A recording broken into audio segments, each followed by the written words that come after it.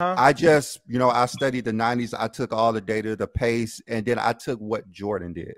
So Jordan, in the 90s, hold on, let me grab here. So in the 90s, Michael Jordan played 74.9 possessions a game. So 75 possessions a game, Michael Jordan played in the 90s when he was winning titles.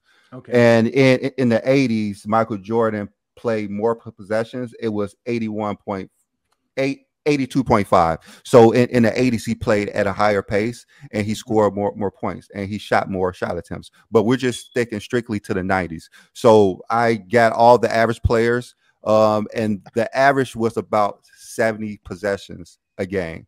36 minutes. That's what players in the 90s average, 70 possessions. So if we're saying that if we want to translate their skills, translate to the 90s, and they're going to play in the 90s pace, this will be their stats. So I didn't take the actual pace because I didn't know. So I know the highest was like 127 and the lowest before they started taking it was like 108. So I just said, okay, let's just get a baseline of 112 possessions, which was probably more, but that's the baseline. So they might have a little bit higher stats because I took a lower pace. But if they play 70 possessions in the 90s and their skills translate, this what would have been.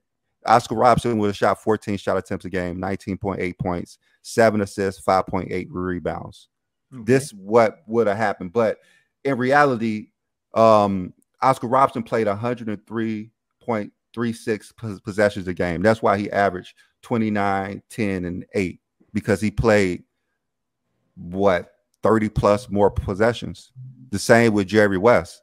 Jerry West averaged 21.8, 16 shot attempts, 4.5 rebounds, 4.5 assists. And I did Elgin Baylor, Bill Russell, 11 points, 16 rebounds. Wilt Chamberlain, 23 points, 15.8 rebounds. If we put them in the 90s with 70 possessions a game, that was what I got for the 60s.